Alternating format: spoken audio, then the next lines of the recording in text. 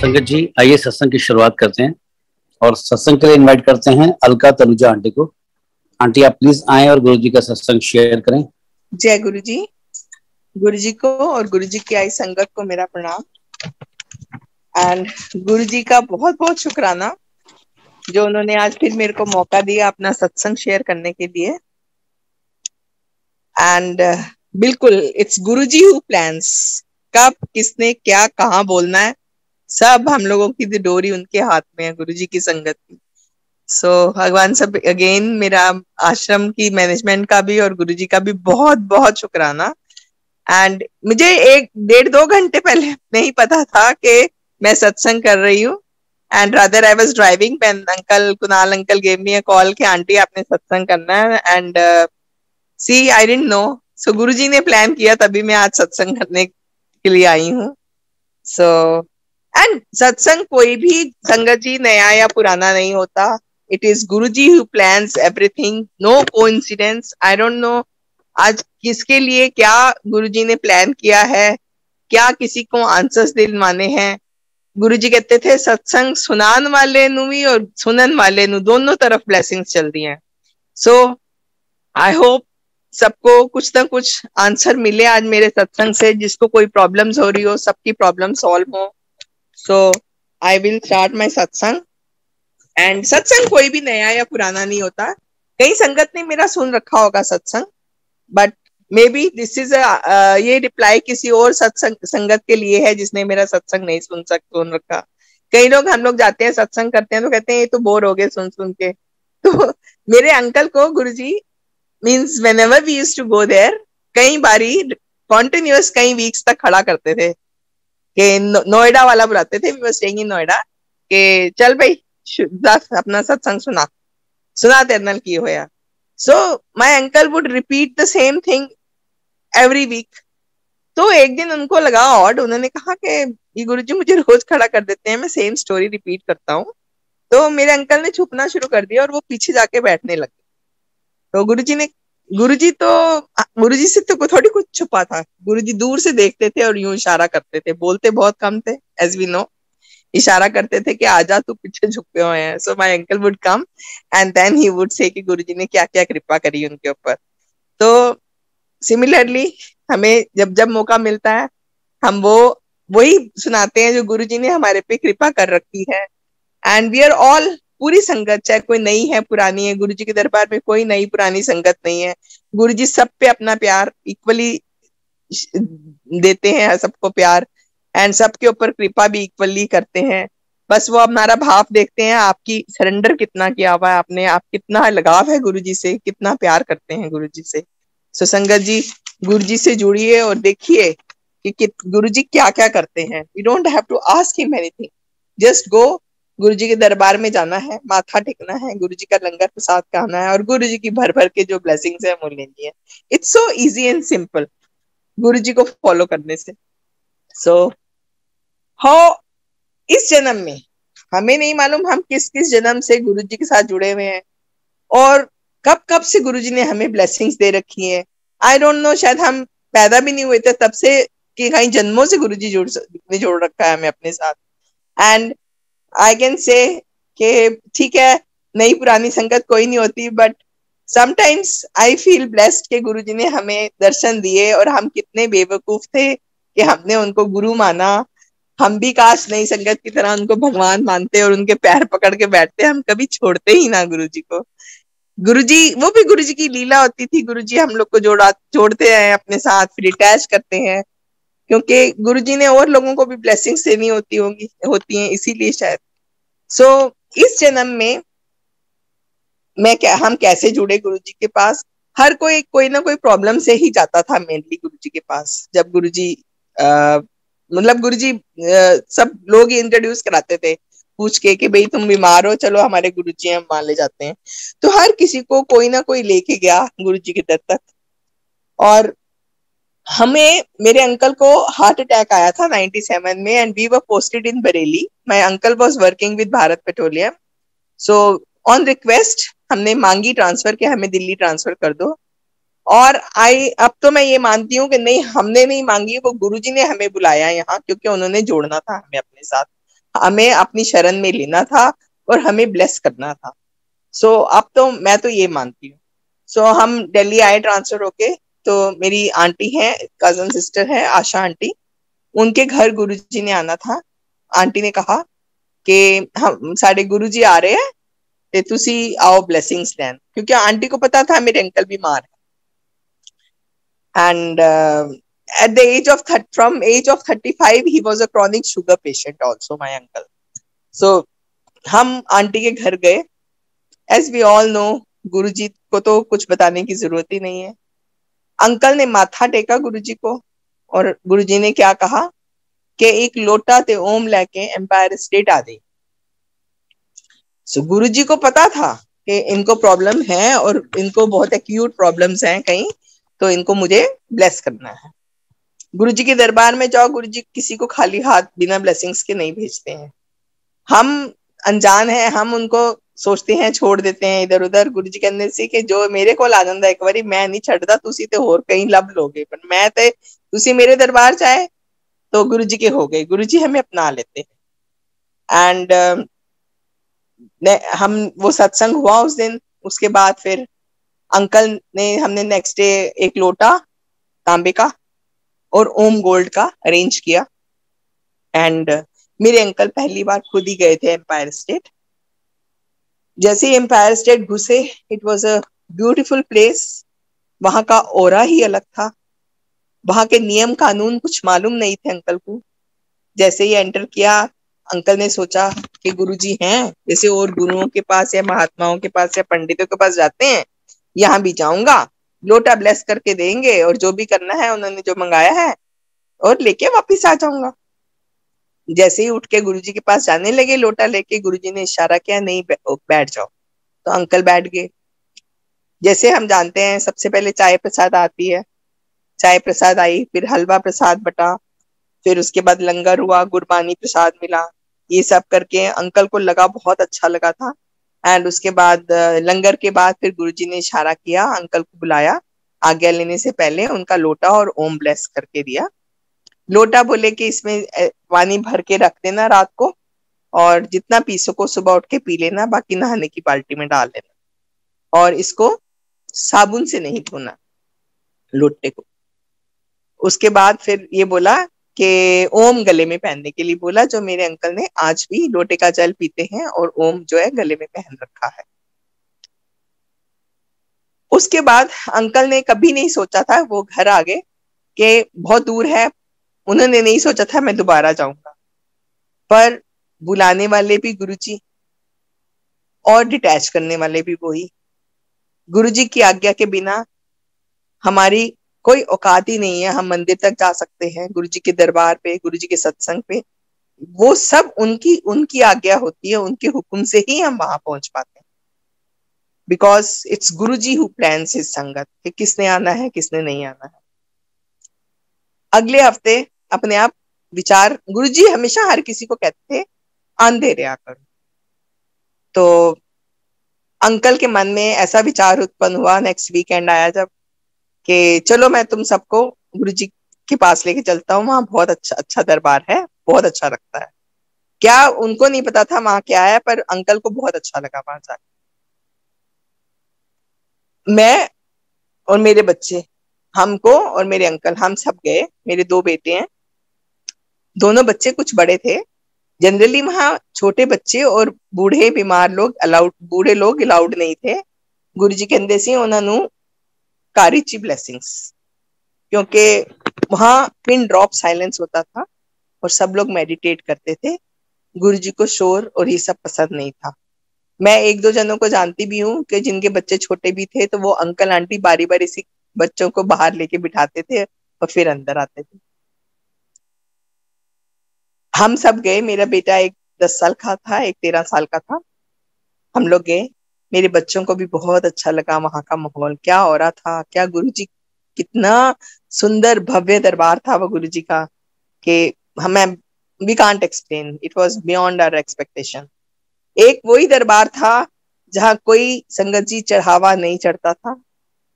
गुरुजी सिर्फ भर भर के ब्लेसिंग्स देते थे, और भर भर के वो हमको इतना प्रसाद खिलाते थे कि वो भी उनकी लीला थी। वहां खा भी लेते थे हम, खाया भी जाता था। एंड सबसे पहले चाय प्रसाद आता था, फिर उसके बाद मिठाई कई बारी लोग जो आया करती थी वो गुरुजी बड़ी बड़ी परात में डाल के उसको मसल मसल के कई बारी 2-3 चीजें ऐसे इकट्ठी ज्वाइन करके एक लड्डू सा बनाकर ऐसे दे देते थे। एंड लाइन में लगे होते थे, कई बारी गुरुजी के हाथ में लड्डू होता था तो हम कहते थे नहीं हमें बर्फी खानी है, तो आप सोच जो आपने सोचा वो आपको कभी नहीं मिलेगा, वो गुरुजी को पता है कि आपको किस चीज की जरूरत है। तो अकॉर्डिंग टू ब्लेसिंग्स वो दिया करते थे। एक दिन मेरे अंकल को उन्होंने बहुत सारी मिठाई खिलाई, 4 जलेबी प्रसाद दिए उसके बाद फिर 2 समोसे दिए बड़े बड़े, उसके बाद हलवा प्रसाद तो होता ही था जो वो एक हाथ से हमें देते थे और हम लोग दोनों हाथ से देते थे, और इतना घी तैर रहा होता था उसके अंदर कि हम लोग बाहर जाके मतलब ऐसे चोरा होता था ना घी में हलवा, तो वो खाया। फिर उसके बाद लंगर प्रसाद आया, वो भी खाया। एंड उस दिन हम दोनों एक दूसरे को देख रहे हैं, मैं और मेरे अंकल के आज तो शुगर की बैंड बज जाएगी, बहुत शुगर हो जाएगी गुरुजी इतनी मीठा खिला रहे हैं। पर हमको ये नहीं मालूम था कि वो गुरुजी मीठा नहीं खिला रहे हैं, वो गुरुजी मेरे अंकल का शुगर का ट्रीटमेंट कर रहे थे। सो गुरुजी को पता था हमारी सोच के बारे में। जैसे ही हम आज्ञा लेने के लिए गुरुजी के सामने झुके तो मेरे अंकल को बोले कल शुगर चेक करी ते अगले हफ्ते दसी पे जो आएगा नेक्स्ट टाइम। तो अंकल ने कहा जी गुरुजी कह के हम लोग आज्ञा लेके घर चले गए। जब सुबह हमने शुगर चेक करी तो इट वाज नॉर्मल, 100 थी शुगर बिल्कुल। And for a chronic sugar patient it was very good result. So Guruji ने उनकी शुगर ठीक करी मिठाई खिला के। So when you go to Guruji's दरबार, अगर मिठाई मिलती है तो उसको उठा उठा के मैं देखती हूँ लोग उसको बांध बांध के अपने पर्स में डालते हैं किस चीज में कि नहीं जी हमको शुगर है, बहुत मीठा हो गया। तो संगत जी ऐसा मत करिए, वो गुरु जी का अमृत प्रसाद है। गुरु जी आपको किसी तरीके से ट्रीट कर रहे हैं आपकी बीमारियों को, वो बिल्कुल खाइए। हाँ, अगर आपसे नहीं खाया जाता आप रिक्वेस्ट कर सकते हैं, जूठा नहीं छोड़िए कि ये लंगर प्रसाद थोड़ा कम दे दीजिए, और वो आपको सेवादार कम दे देंगे, लेकिन वहीं खाइए क्योंकि गुरुजी का कहना था गुरुजी के दरबार में चाहे वो अब सत्संग होता है या गुरुजी का मंदिर होता है, इत्थे खाओगे ते दबाइए, घर ले जाओगे ते बिठाइए। सो संगत जी try to eat it there. And उसके बाद फिर ऐसे ही सिलसिला चलता रहा। अब प्रसाद की बात हुई है तो मैं एक प्रसाद की इंस्टेंस सुनाती हूँ, एक दो जो गुरुजी के दरबार में हमने देखे। गुरुजी उठ के कई बारी खुद भी उन दिनों मेरे ख्याल में 25-30 2-3 ऐसे लाइंस होती थी जो खाती थी, इससे ज्यादा संगत नहीं होती थी जब हम गए। तो कभी 50 हो, कोई फंक्शन हो गया तो 100, 150, 200। इस फंक्शन मीन्स गुरुजी का बर्थडे मीन्स, मैं तो तब की बात बोल रही हूँ जब बड़ा मंदिर अभी नहीं हुआ था बना, तो गुरुजी वहां एम्पायर स्टेट में ही मैंने 1-2 बारी गुरुजी का बर्थडे और ये सब सेलिब्रेट हुआ तो वो देखा। तो एक आंटी को उठ के गुरुजी ने 3 रोटी प्रसाद दे दी। तो आंटी पहले हलवा प्रसाद खा चुकी थी, मिठाई भी खाई होगी, आंटी को बिल्कुल आंटी से खाई नहीं गई 3 रोटियां। तो आंटी ने 2 रोटी प्रसाद खा ली, 1 रोटी रोल करके उन्होंने अपने पर्स में डाल ली और वो घर चली। Next time when she came तो गुरुजी को माथा टेका, तो गुरुजी पूछते हैं उनसे कि फिर आंटी तेरे गोड्डे कितना? तो आंटी बोलती है गुरुजी 85-90% ठीक हो गई, वो थोड़ा से रह गए। तो गुरुजी कहते हैं रोटी फोल्ड करके पर्स से रह जाएंगी तो गोड्डे कितों ठीक होंगे। गुरुजी को पता था वो आंटी, और आंटी ऐसी हक्की बक्की रह गई कि गुरुजी को कैसे पता मैं रोटी फोल्ड करके ले गई थी। सो गुरुजी से कुछ छुपा नहीं है, गुरुजी सब जानते हैं हम क्या कर रहे हैं, हमारे मन में क्या विचार है, आज भी जानते हैं गुरुजी हम क्या सोच रहे हैं। यू थिंक ऑफ, आप कुछ सोचिए सही, गुरुजी उसी वक्त पूरी करते हैं उसको। एंड ऐसे ही 1-2 और इंस्टेंस सुनाती हूँ वहां के दरबार के।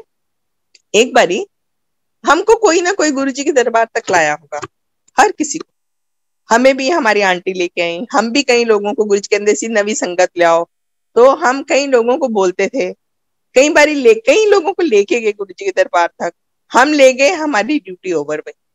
उसके बाद इट्स देयर, उनका अपना वो है कि वो कितना गुरुजी के साथ कनेक्शन बैठाते हैं, वो कितना गुरुजी से ले पाते हैं, कितना गुरुजी को प्यार करते हैं और गुरुजी के साथ कितना कनेक्ट होते हैं। So it's their journey now, हमारी ड्यूटी ओवर। तो ऐसे ही एक आंटी को रात का टाइम था, गुरुजी संगत रात को करते थे, क्योंकि गुरुजी का कहना था सबसे पहली जो पूजा है हमारी, हमारा घर है, हमें अपने घर की ड्यूटीज पूरी करनी है। उसके बाद सब काम करने के बाद फ्री होके तब शाम को गुरुजी संगत करा करते थे। सो वो आंटी, शाम का टाइम था, 7-8 बज रहे थे, तो आंटी का डिनर टाइम हो गया होगा, आंटी जल्दी डिनर लेती होगी। आंटी ने सोचा कि गुरुजी के दरबार में जा रही हूँ, ये अंकल ले जा रहे हैं, पता नहीं वहां कितना टाइम लगेगा, क्या हिसाब है वहां। तो आंटी ने एक रेडी खड़ी थी, वहां से केले लिए और जितनी उनको भूख थी 2-4 केले खा ली। तो अब गुरुजी के दरबार में आई, हमें तो पता गुरुजी तो इतना भर भर के खिलाते हैं। एंड जैसे ही उन्होंने माथा टेका तो गुरुजी बोले, फिर आंटी किन्ने केले खा के आई, तू की सोचा है मैं तेन भुखा रखूंगा, लियाओ भैया लंगर खिलाओ।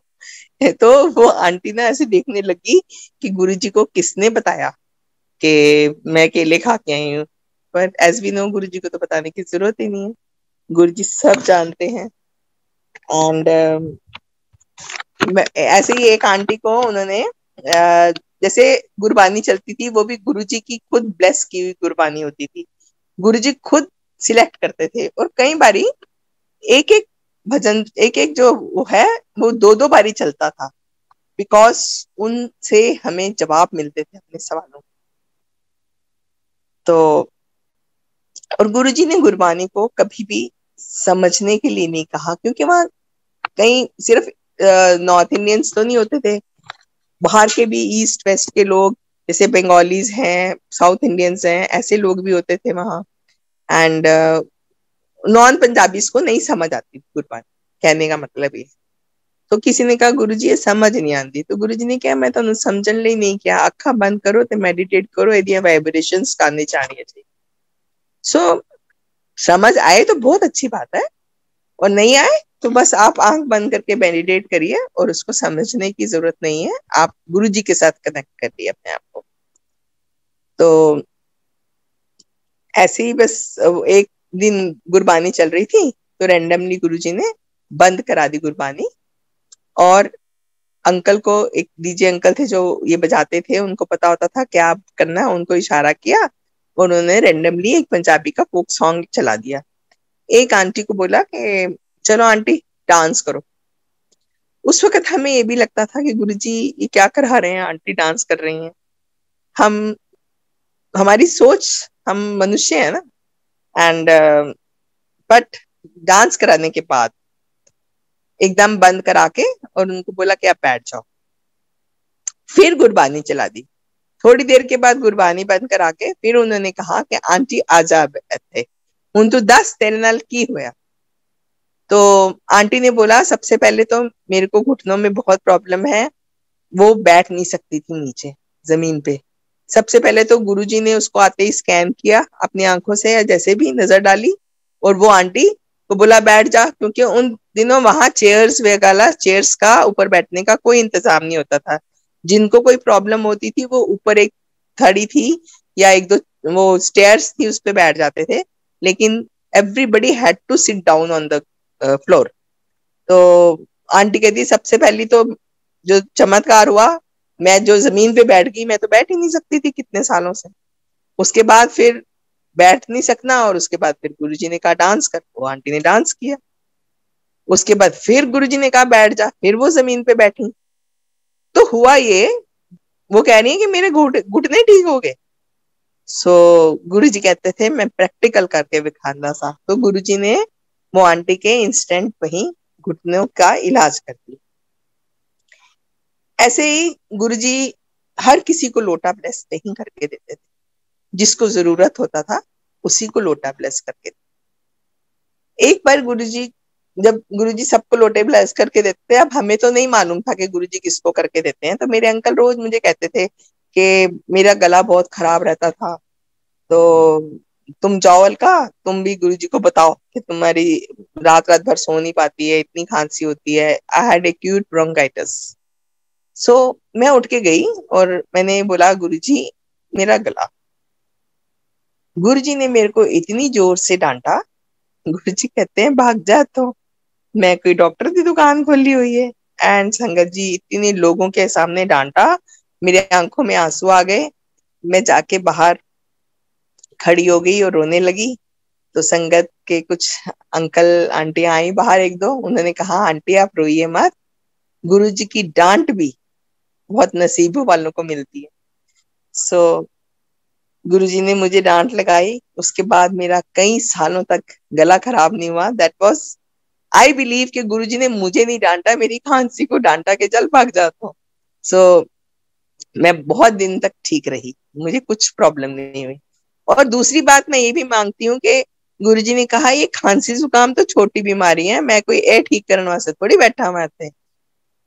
उनको मुझे नहीं मालूम था ना, गुरुजी मेरा कहते हैं गुरुजी दीवार कहते सी दीवार दे अगे की ते पिछे की वो गुरुजी जानते सी, सानू कुछ नहीं पता सीगा। सो गुरुजी न्यू कि मेरे साथ क्या होने वाला है। मैं तो खांसी तक ही अटकी हुई थी, पर गुरुजी को पता था कि आगे मेरे साथ क्या होने वाला है। गुरुजी ने वो क्योर करना था मेरा। एंड ऐसे ही हमारा गुरुजी के साथ जाते रहे हम, और बहुत अच्छा लगता था हमको जाके। बट वो कहते हैं ना कि कई फंक्शंस अटेंड भी करे थे हमने गुरुजी के बड़े मंदिर में, बड़े वाले फंक्शंस होते थे। तो एनीवे जब एक दिन गुरुजी ऐसा विचार उत्पन्न किया गुरुजी ने। हाँ, एक हम लोग आज्ञा लेके जाते थे सर, आज्ञा लेके जाते थे हर बार। जैसे जाने से पहले गुरुजी को माथा टेकना, और गुरुजी कभी तो कहते थे आज्ञा है घर जाओ, कभी कहते थे नहीं हल्ले नहीं जाना, बैठ जाओ। क्योंकि गुरुजी को पता होता था कि बाहर कुछ ठीक नहीं है या वो समय खराब है, गुरुजी रोक लेते थे। जब गुरुजी को लगता था कि अब ठीक है, सब क्लियर हो गया, तो गुरुजी कहते थे कि अच्छा हूं आज्ञा है, जाओ अपने घर। सो हम लोग चले जाते थे।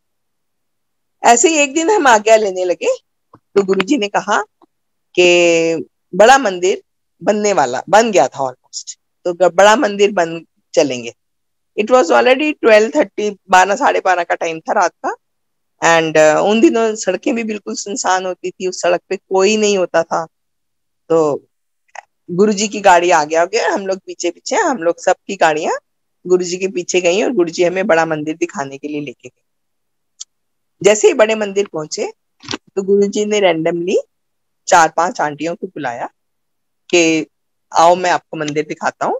बाकी लोगों को कहा आप जाइए, हम लोगों को, I was one of them, बुलाया, और गुरुजी ने कहा चलो मैं तनु मंदिर दिखाना। सबसे पहले उन्होंने पत्तियों का हाथ लगाया और बोला इथे दी एक एक पत्ती बोलोगी इतनी ग्रीनरी होगी, as we know it's heaven on earth. इतना सुंदर गुरुजी मंदिर हमारे लिए बना के गए हैं। एंड वहां जाके फिर गुरुजी ने अंदर सीढ़ियां चढ़े, मंदिर का हॉल आया। As we all know it's in the form of Shivling. And अंदर खड़े होके गुरुजी ने बोलिया इथे मैं 12 ज्योतिर्लिंगा ਦਾ ਸਾਰ ਪਾਇਆ ਹੈ, इथों अगों जो अगों भी कोई लंघ जाएगा उन्होंने भी ब्लेसिंग्स, और इधर आने के बाद कहीं और जाने की जरूरत नहीं है। It's most powerful temple. तो उसके बाद फिर आगे लेके गए, वो रूम जो है उनके लेफ्ट साइड पे जहां उनके चोले स्प्रेड हैं और बेड्स हैं, कहा कि इथे मैं कैंसर का इलाज करूंगा, एक पासे अंकल नु पाऊंगा, एक पासे आंटियां नु पाऊंगा। ओके, हमने कहा भाई ठीक है, गुरुजी ने बहुत सुंदर मंदिर बनाया, ये बहुत पावरफुल है। एंड यहाँ गुरुजी कैंसर का इलाज करेंगे। बैकयार्ड दिखाया, उसके बाद गुरुजी ने आज्ञा दी और हम सब अपने अपने घर। सो हमने उसको सीरियसली नहीं लिया, और ना हमने सोचा कि गुरुजी ने ये क्यों बोला। हम बात वहीं खत्म हो गई। उसके बाद 2003 में एक ऐसा विचार उत्पन्न हुआ कि नहीं, हाँ, गुरुजी का मंदिर बहुत दूर पड़ता है, हम मंदिर नहीं जाएंगे, लेकिन we continued praying him from home. Guruji के दिए हुए स्वरूप थे, गुरुजी ने हमें तो कई स्वरूप दिए थे। मेरे बच्चों ने छोटे छोटे से लैमिनेटेड स्वरूप थे जो गले में काले धागे में पहन रखे थे, और गुरुजी ने एक दो दो 4-5 फोटोज वो स्वरूप दिए थे जिसके ऊपर लिखा था, किसी के ऊपर गुरुजी लिखा हुआ है सिल्वर पेन से, किसी के ऊपर ब्लेसिंग्स लिखा हुआ है ऑलवेज। तो वो भी थी हमारे घर में, वो सब लगी हुई थी। मंदिर में गुरुजी को जोत जलाते थे, फोटो थी, सब कुछ था, लेकिन हमें आज्ञा नहीं थी गुरुजी के मंदिर जाने की, वो गुरुजी ने हमें डिटैच कर दिया। उसके बाद 2004 में मेरे अंकल की ट्रांसफर हो गई and we went to Kerala. 2007 में पता चला कि गुरुजी ने चोला छोड़ दिया। बुलावा नहीं था तब भी, हमने इग्नोर किया, sorry Guruji, and we didn't come to गुरुजी's बड़ा मंदिर। उसके बाद 2000 हमें बोल दिया गया था वहां जाके कि आपकी यहाँ से ट्रांसफर, आप once you have come to southern zone, मेरे अंकल साउथ चले गए, तो आप यहीं से रिटायर होंगे, आपकी दोबारा नॉर्थ में ट्रांसफर नहीं होंगी। पर वो गुरुजी है ना, प्लानिंग तो उनकी चलती है। 2009 में हमारी ट्रांसफर होती है, we come back to Delhi, Noida again, but now this time we decide कि will stay in our own house in Gurgaon. As we all know, Gurgaon Guruji का ब्लेस किया हुआ है, गुरुजी ने ब्लेस कर रहा, एंड सबको कहते थे गुड़गांव रोड। हमने सोचा कि हम अपने घर शिफ्ट करते हैं। हम अपने घर 2009 में यहाँ शिफ्ट हुए गुड़गांव में। 2010 में गुरुजी, एक मीना आंटी है, उनको भेजते हैं मेरे घर। She comes and introduces Guruji to me and says कि एक गुरुजी है, उनका भाटी माइंस के पास उधर मंदिर है, बड़ा मंदिर कहते हैं उसको। एंड हम तो गुरुजी के दरबार में जाते थे, गुरुजी को मिले हुए, और हम हंस पड़ी, मैं स्माइल दिया। सो गुरुजी के, as we all have a small, सबके घर में छोटा मंदिर होगा, हमारे घर में भी है, हम जो जलाते थे गुरुजी के आगे। मैं वो गुरुजी की का स्वरूप उठा के ले आई और मैंने उनको दिखाया। मैंने कहा कि आप इन गुरुजी के बारे में बात कर रहे हैं। She says, how do you know him, from where did you get this photograph? तो हम दोनों के बीच में गुरुजी की बातें शुरू हो गई, सत्संग शुरू हुआ। मैंने बहुत सारी बातें बताई। एक दिन मुझे अब याद आ रहा है कि हम लोग सब दरबार में बैठे थे, तो गुरुजी की लाइक स्वरूप दीवारों पे टंगे हुए थे, तो एक में से अमृत आया, तो गुरुजी ने मेरे अंकल को उठाया और वो इशारा करके बुलाया और बोले, जा अमृत ले ले। तो हमें समझ नहीं आया, हमें नहीं पता था ये अमृत क्या होता है। तो अंकल उठे, अंकल ने जाके वो ऐसे फील किया, इट वाज एक तरह का मॉइस्चर सा था उस फोटो के ऊपर, लेकिन उसमें इतनी फ्रेग्रेंस थी कि मैं बयान नहीं कर सकती। वो लेके गुरुजी ने, मेरे अंकल ने वो माथे पे लगा के लिया, और उसके बाद फिर मेरे अंकल ने वो लेके बैठ गए। उसके बाद फिर उन्होंने मुझे इशारा किया कि तुम जाओ अब। फिर मैंने उसको फील किया, उसको लेके अपने माथे पे लगाया, एंड आई डोंट नो उस दिन क्या गुरुजी ने हम दोनों को ब्लेस किया। उसके बाद फिर गुरुजी ने सारी संगत को कहा, जाओ सब अमृत ले लो। फिर उसके बाद मुझे अब ये इंस्टेंस याद आ गया बात करते करते। तो वो कहते हैं ना कि गुरुजी बुलवाते हैं, आई डोंट नो गुरुजी ने आज ही बुलवाना था। तो सारी संगत ने जाके वो अमृत लिया फोटो से, गुरुजी के स्वरूप से। सो ये भी मैंने अमृत भी गुरुजी ने हमें दिखाया। उसके बाद फिर मैंने उस आंटी से रिक्वेस्ट करी कि मेरा बहुत दिल करता है गुरुजी की, मैं जब भी एम्पायर स्टेट के आगे से निकलती हूँ, मेरे को ऐसे लगता है कि मैं गुरुजी को कैसे मिलूं जाके, तो कैसे जाऊं इधर अंदर। मेरे अंकल ने तो जाना छोड़ दिया था कि दूर पड़ता है। तो मैंने आंटी को रिक्वेस्ट किया कि मेरे को लेके चलोगे। So that was our second phase of journey. Aunty ने next day, it was Guruji का संगत डे था, तो हम दोनों गए। सबसे पहले वो मेरे को लेके गई, तो गुरुजी ने शायद वो आंटी को भेजा था कि जा हुन आंटी नु ले आ, उन मेरी लोड़ है। सो बुलावा भी गुरुजी खुद ही भेजते हैं। गुरुजी ने मुझे दोबारा बुलाया, एंड उसके बाद फिर हमारी जर्नी स्टार्ट हुई। 2010 में हमने जाना शुरू किया। जैसे ही हम इस बार ट्वाइस अ वीक जाते थे, एक बारी मंडे को और एक बारी वीकडेज में, एंड बहुत आनंद आने लगा हमको, बहुत अच्छा लगता था वहां जाके। बट हम उस गद्दी को मिस करते थे कि गुरुजी यहाँ बैठे होने चाहिए। But as we all know, Guruji कहीं नहीं गए हैं, वही हैं, सिर्फ उन्होंने अपना चोला बदला है। सो वही वही पावर्स हैं, क्या उससे कई गुना ज्यादा पावर्स हैं गुरुजी के मंदिर में। जब वो मनुष्य रूप में थे तो वो सारी तकलीफें अपने ऊपर लेते थे, तो अब तो उनकी पावर्स मल्टीफोल्ड हो चुकी हैं। अब तो नई संगत तो वहां जाती है और जाते ही उनके कल्याण होने लगते हैं। सो उसके बाद फिर हमने जब जाना शुरू किया 2010 में, 2012 में I had gone to Sydney. मेरे बच्चे वहां रहते हैं, दोनों दोनों बेटे सिडनी में सेटल्ड हैं। तो वहां मेरे को सितंबर एंड में हमको वापस आना था। तो एक हफ्ता पहले एक लोअर एब्डोमेन में पेन उठी एंड वी थॉट कि हम इंडिया जाएंगे तो चेकअप कराते हैं, अभी तो नेक्स्ट वीक जाना ही है। When I came back here, I showed to the doctor. So to cut short, मेरे को 4th stage ovarian cancer detect हुआ संगत जी। अब मेरे को याद आता है कि गुरुजी ने मेरे को 10-12 साल पहले बोला था तब से कि इत्थे मैं कैंसर का इलाज करूंगा। और मुझे ये भी ध्यान आता है कि वो आंटियां थी 4-5, हम तो किसी को नाम से जानते ही नहीं थे, बिकॉज वहां तो सिर्फ इतना जानते थे गुरुजी की संगत है, गुरुजी के वहां आती है।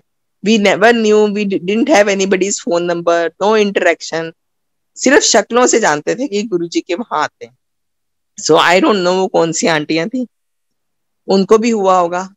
एंड कैंसर डिटेक्ट हुआ 4th स्टेज। डॉक्टर्स ने कहा कि सिर्फ 6 महीने की जिंदगी है, 6 मंथ से ज्यादा नहीं जिएंगी ये। And we had taken 2-3 opinions लिए थे, डॉक्टर्स को दिखाया, सब ने यही कहा कि जितना इनका लंग्स और लिवर भी इफेक्ट हो चुके हैं, इनकी बॉडी में कैंसर फैल चुका है, ये 6 महीने से ज्यादा जिंदगी नहीं है। मेरे बच्चों को कहा गया कि वापस आ जाओ, यहाँ रहो। बट वो जो टोटल सरेंडर और जो वो विश्वास, वो जो प्यार होता है ना, वो भी गुरुजी खुद पैदा करते हैं हमारे अंदर। गुरुजी बहुत प्यारे हैं हमारे। एंड गुरुजी ने इतना विश्वास पैदा कर चुके थे गुरुजी तब तक मेरे अंदर। मैंने कहा मुझे कुछ नहीं होना, मेरे गुरुजी मेरे साथ हैं। मैं संगत जी इतनी डरपोक थी, मैं एक इंजेक्शन नहीं लगवा सकती थी, बट गुरुजी बहुत पॉजिटिविटी भरते हैं हमारे अंदर। व्हेन डॉक्टर्स ने मेरा इलाज शुरू किया, it was they started with chemotherapy.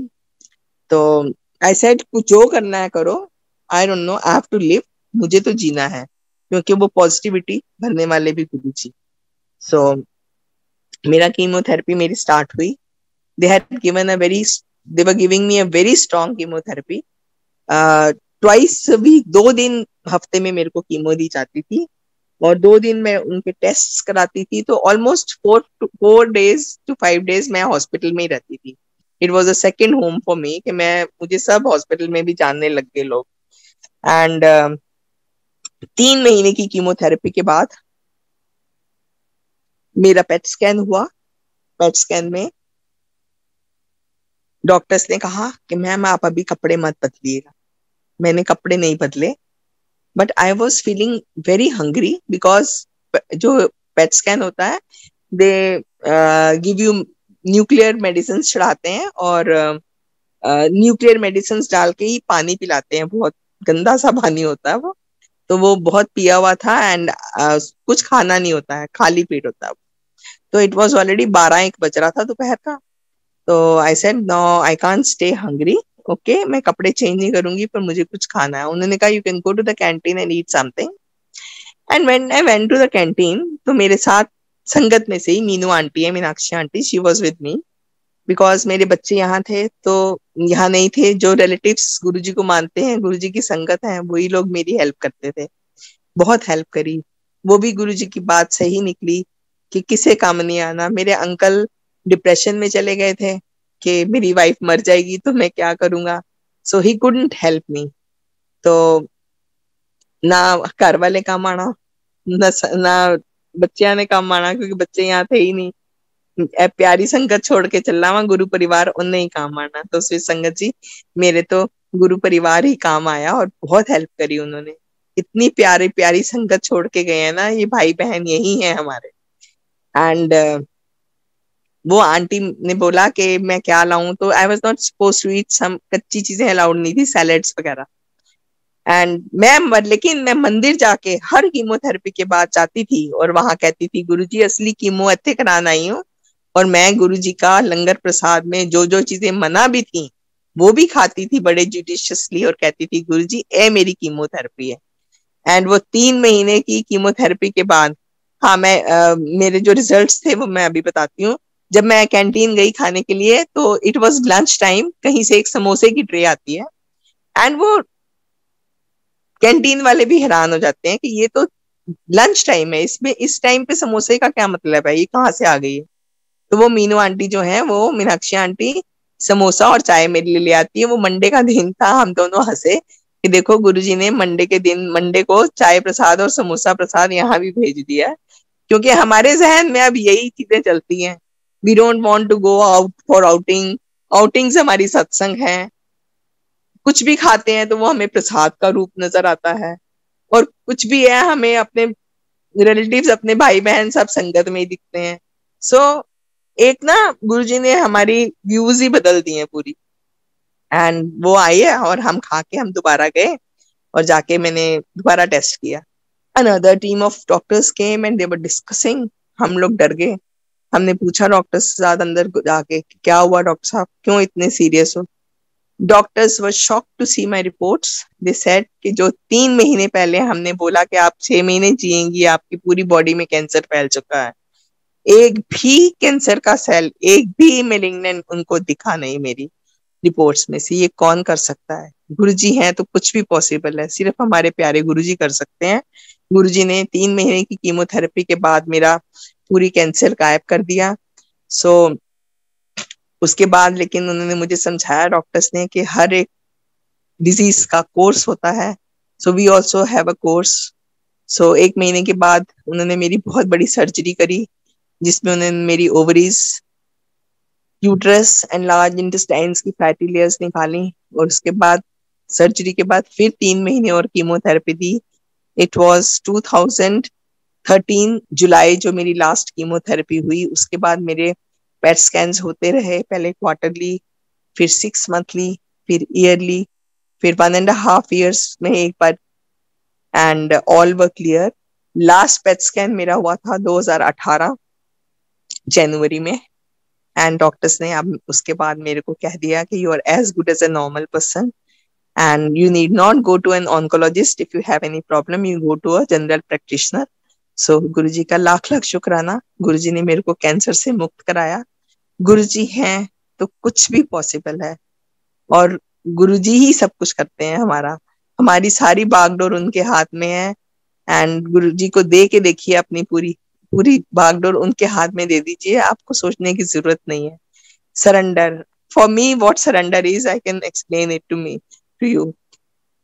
हमने एक गिफ्ट किसी को दी, हमने अपनी जिंदगी, अपनी बागडोर गुरुजी के हाथ दे दी, सरेंडर कर दिया। उसके बाद हमारा तो कुछ रहा नहीं, अब तो हम गुरुजी के हो गए ना, तो गुरुजी अपने आप करेंगे हमारे लिए, जो करना है गुरुजी करेंगे। सो गुरुजी का बहुत शुक्राना, गुरुजी ने मेरे को न्यू लाइफ दी। मैं थोड़ा टाइम मुझे लग रहा भी है, मैं अंकल का सत्संग थोड़ा शेयर कर सकती हूँ। सो अंकल बीमार थे मेरे, इसलिए हम गए थे गुरुजी के पास। अंकल को फर्स्ट अटैक आया था, हार्ट अटैक 1997। उसके बाद बहुत देर तक उनकी 2006 तक वो ठीक रहे बिल्कुल। उनकी फर्स्ट एंजियोप्लास्टी हुई 2006 में, उसके बाद सेकंड एंजियोप्लास्टी हुई 2016 में। ठीक है, गुरुजी उनको चलाते रहे, गुरुजी जैसे भी उनको ठीक रखा अंकल को। और एंजियोप्लास्टिस के बाद फिर वो भी बंद हो गई आर्टरीज, फिर उनकी बैलूनिंग हुई, बैलूनिंग भी नहीं चली। 2017 में अंकल की ओपन हार्ट सर्जरी हुई। उसके बाद अब उनका हार्ट जो है 25% काम करता है, ब्रेन में भी क्लॉट्स आ चुके हैं, पैरालिटिक अटैक्स भी आ चुके हैं, लेकिन गुरुजी हैं तो कुछ भी पॉसिबल, मैंने बोला ना। तो गुरुजी हमेशा उनको ले जाते हैं, यहाँ से ब्रेन का अटैक आता है, पैरालिटिक अटैक आता है, हॉस्पिटल तक पहुंचते हैं और उनकी क्लॉट निकल जाता है और डॉक्टर्स कहते हैं वो ठीक है। सो गुरुजी कुछ भी कर सकते हैं। उसके बाद फिर 2000 अब अंकल को ना वाटर रिटेंशन हो जाती है, क्योंकि उनका हार्ट पंप नहीं करता, तो उनका पानी सारा हार्ट का लंग्स में भर जाता है। जब लंग्स में भर जाता है तो उनको ब्रेथलेसनेस होती है, ऐसी ब्रेथलेसनेस होती है जैसी हमने कोविड में देखी है, लोग सांस नहीं ले पाते हैं। And then I have to take him to the hospital. And Guruji ने इतना स्ट्रांग बना दिया है कि मैं इवन आधी रात को आई एम अलोन, मैं उनको अकेले गाड़ी में डाल के पूछ लेती हूँ एम्बुलेंस बुलाऊं के कैसे, और ले जाती हूँ और हॉस्पिटल में जाके उनको फर्स्ट एड जो भी देना होता है दिलवा देती हूँ। एंड उसके बाद ये चलता रहा सिलसिला। ये हर 2-3 महीने बाद होता था संगत जी, हर 2-3 महीने बाद, और मैं हॉस्पिटल से ले जाके बहुत थक चुकी अकेली। उसके बाद अब कोविड में क्या हुआ, it was 2020 March 20 it was 18th मार्च 2020। तो मेरे अंकल को यही कंडीशन हुई, ब्रेथलेसनेस होने लगी। सो आई टोल्ड हिम कि चले कॉल फॉर एन एम्बुलेंस, तबीयत ठीक नहीं है। तो उन्होंने बोला एम्बुलेंस बुलाने तक तो मैं चला जाऊंगा, मैं नहीं बचूंगा, क्योंकि जब तक एम्बुलेंस आएगी मेरे को लेके जाएगी बहुत लेट हो जाएगा। सो हमारे घर के सामने एक स्कूल है, मैंने वहां से गार्ड्स होते हैं बैठे हुए, उनका स्टाफ होता है, उनको बुलाया और अंकल को पकड़ पकड़ के उन्होंने मेरी गाड़ी में डाला and I took him to the hospital. अब हॉस्पिटल लेके गई तो डॉक्टर्स ने तो बोला कि बस थोड़ा सा टाइम है, ही विल नॉट, मतलब बहुत सीरियस है कंडीशन। उनके उनको वेंटिलेटर पे डाला, उनके मुंह में इतनी बड़ी बड़ी पाइप्स डाली, हाथ पैर बांध दिया। It was a very horrifying scene, बहुत डरावना सा भयंकर सा लग रहा था कि पता नहीं क्या होगा। उन दिनों वो फ्लाइट्स भी बंद हो चुकी थी बाहर से आने वाली। तो आई सेड कि मैं अकेली हूँ, मैं कैसे मैनेज करूंगी ये सब, बच्चे भी नहीं आ पाएंगे मेरे। तो ऐसी कंडीशन हो गई थी। अब वेंटिलेटर पे थे, आई वॉज नॉट, आईसीयू में थे, कोविड भी शुरू हो चुका था and I was not allowed to go inside. मैं बाहर से जाती थी, 2-3 दिन उनको देख के आ जाती थी। बस 15 मिनट टाइम मिलता था कि बाहर शीशे से देख लो, मैं देख के और उनको आ जाती थी। 1 दिन 2 दिन बस, सिर्फ मैंने, गुरुजी कहते हैं ना कि मेरे स्वरूप नल गाल करो मैं जवाब देना। गुरुजी देते हैं, बिल्कुल सुनते हैं हमारी और जवाब देते हैं। गुरुजी ने, मैंने गुरुजी को कहा सिर्फ इतना कि गुरुजी मैं कल लिया दसो उन किस तरह करांगी। तो 1 दिन गई, 2 दिन गई, 3 दिन गई। संगत जी चौथे दिन जब मैं वहां गई तो मेरे अंकल वेंटिलेटर उतरा हुआ था सारा, मुंह हाथ से सब बाहर निकाली हुई थी पाइप्स, और वो चाय पी रहे थे। और डॉक्टर्स ने मेरे को बोला कि इनको हम जल्दी एक और वार्ड होता है एचडीयू, उसमें शिफ्ट करेंगे और फिर कुछ देर वहां एग्जामिन करके then will shift him to the room. उन्होंने रूम में शिफ्ट किया, फिर उनको शाम तक शिफ्ट कर दिया रूम में। उसके बाद वो 2-3 दिन उनको एग्जामिन किया और फिर छुट्टी देके घर आ गए। हम 18 को गए थे, 24 मार्च को वापस आ गए। और वी नो 24 मार्च से शायद लॉकडाउन भी लग गया था। सो उसके बाद 29 मार्च को again my uncle had a very severe paralytic attack. एक हफ्ते में आप सुनिए समझिए 2 अटैक आए उनको। उसके बाद आई कुडंट टेक हिम, अपने आप तो नहीं ले जा सकी क्योंकि पैरालिटिक अटैक आता है तो हाथ पैर अकड़ जाते हैं। So I had to call for an ambulance और मैं उनको एम्बुलेंस में डाल के लेके गई।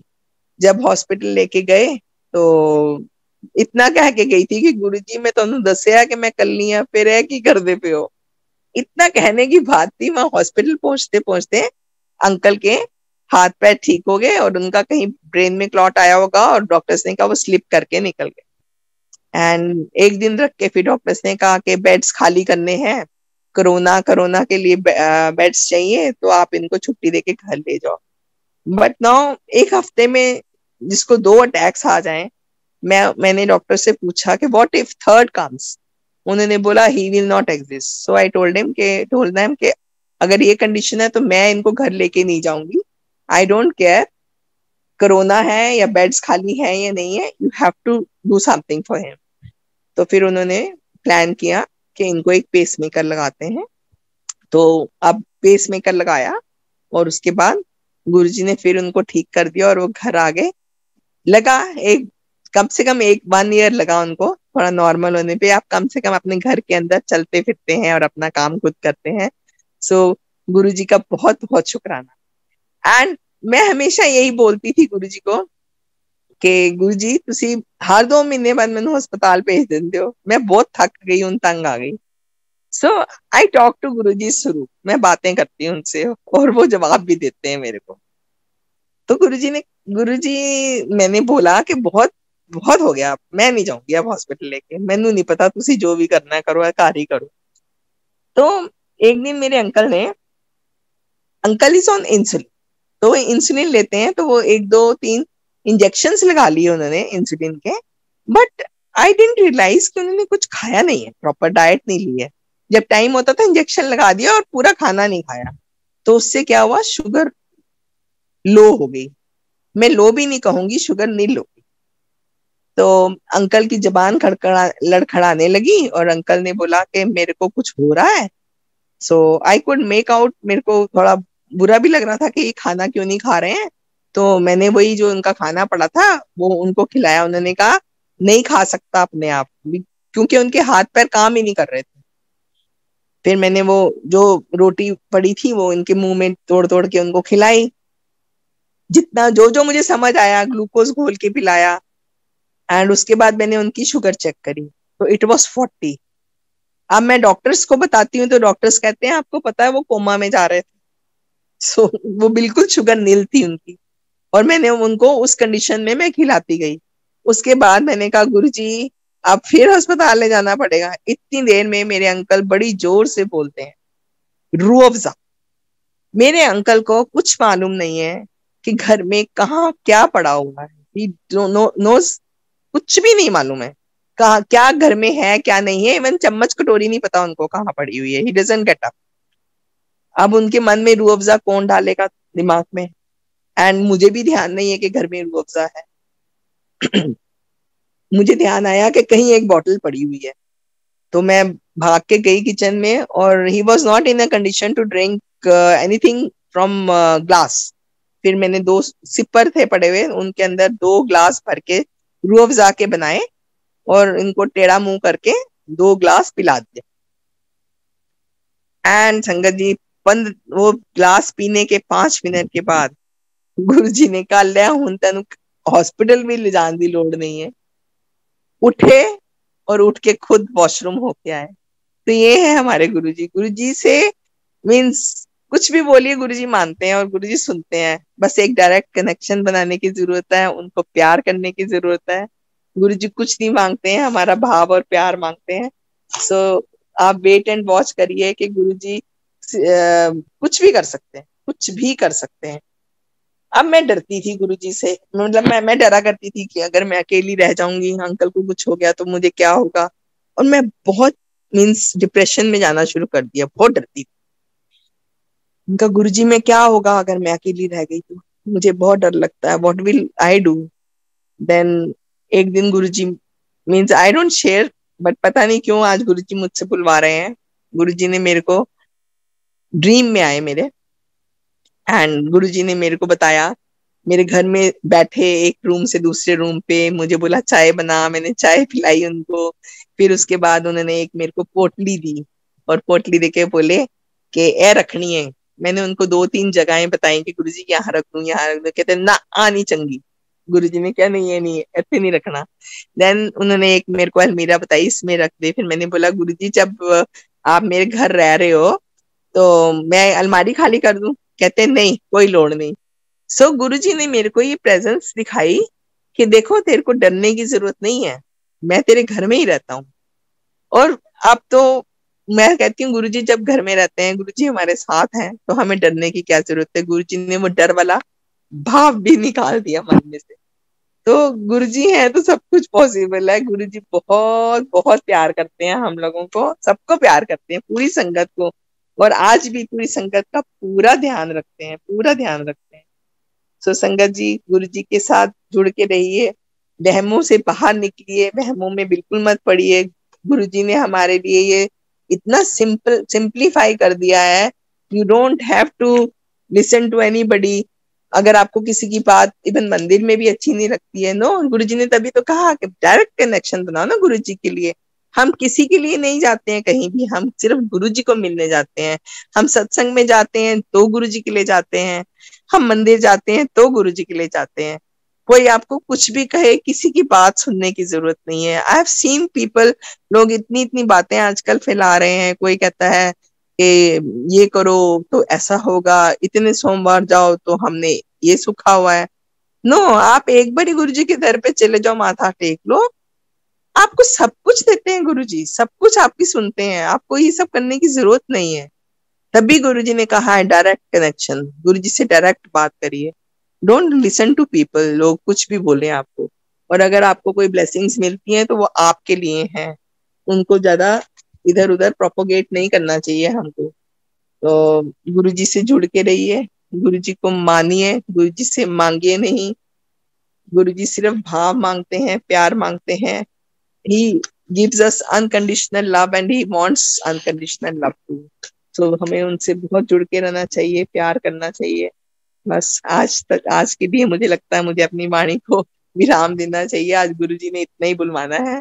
सो शुक्राना गुरुजी, मुझे सत्संग शेयर कराने के लिए बहुत बहुत शुक्राना। एंड संगत जी, बहुत बहुत शुक्राना जो आपने मेरे को सुना, मेरा सत्संग सुना।